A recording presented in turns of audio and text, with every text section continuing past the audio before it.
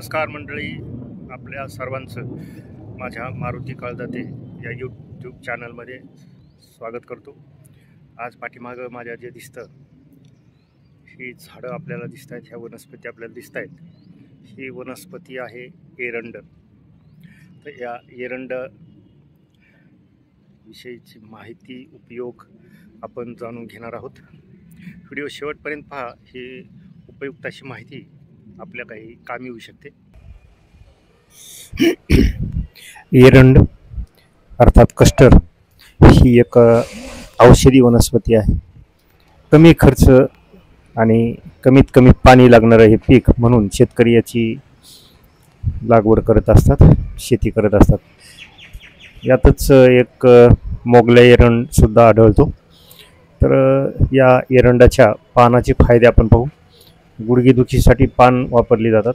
संधिवात वात असेल तरीही याचा गुण येतो, त्यासाठी याची पानं तव्यावर गरम करायची आणि ज्या ठिकाणी दुखतंय किंवा जिथे वेदना होतात त्या ठिकाणी ही बांधायची, तर त्या वेदना ताबडतोब कमी होतात। किंवा जिथं सूज आली आहे तिथं पण हाच प्रयोग करायचा, तरी फरक पडतो। कान, डोकंदुखी याच्यावरही याचा उपयोग होत असतो। त्याच्यामुळे हे फळं खराब झालीत, अर्धवट अवस्थेतच फळं आपल्याला काळी पडलेली दिसतात। कदाचित त्याच्यावरती रोग पडलेला दिसतो। कच्ची फळं येत असतात, ते आपल्याला समोर दिसतात। अशी कच्ची फळं येतात आणि त्यानंतर ती वाळतात। वाळल्यानंतर त्यामध्ये बी निघतात, त्या बियापासून तेल बनवलं जात असतं। तर या फळातून ज्या पकल्यानंतर बिया काढल्या जातात त्या बियाचे आपण फायदे पाहू। एरंडीचं हे बी सुद्धा खूप उपयुक्त असतं, याचं तेल काढलं जातं। हे तेल पिल्यास पचनक्रिया सुधारते, त्याचबरोबर बद्धकोष्ठता कमी होते। परंतु हे प्रयोग करताना तज्ज्ञ डॉक्टरांच्या सल्ल्यानेच करावेत, नसता दुष्परिणामसुद्धा होऊ शकतात।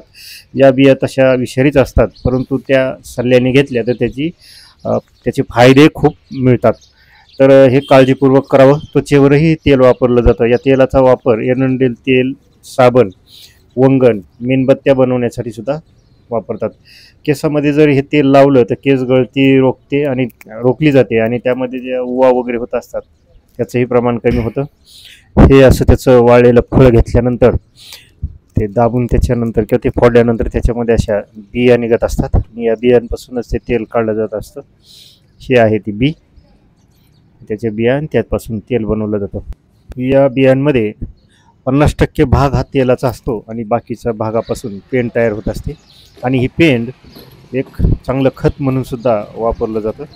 याच्या खोडापासून, लाकडांपासून जाडपुष्टा कागद बनवता येत असतो। हे विविध उपयोगी वनस्पती पूर्वीच्या काळी आपल्या घराजवळ किंवा शेताजवळ नक्की असायच्या। मग त्या वेगवेगळ्या वनस्पती असायच्या ज्या आपल्याला उपयुक्त आहेत आणि आपणही आता अशा वनस्पतींचं संवर्धन करणं, त्याचबरोबर त्याची माहिती उपलब्ध करून ती पुढच्या पिढीपर्यंत पोहोचवणं खूप गरजेचं आहे। त्याचबरोबर हे तेलाचा योग्य वापर केला तर केस वाढतात, ती केस दाट होतात। त्याचबरोबर डोळ्याखाली जी ती वर्तुळं येतात ती वर्तुळंसुद्धा या तेलामुळं कमी होतात। असे अनेक फायदे असलेलं हे एरंडेल तेल आपणही माहिती घेऊन वापरा। शेतकऱ्यांनी शेतात लावल्यानंतर अशा प्रकारचे पीक मोठं झाल्यानंतर दिसतं, त्याला अशी फळं लागतात। ती वाळवल्यानंतर ती फळं अशी दिसतात आणि त्या फळांमधून अशा बिया काढल्या जातात, या एरंडेच्या बिया। आपल्याला काही माहिती असेल तर कमेंटमध्ये सांगा।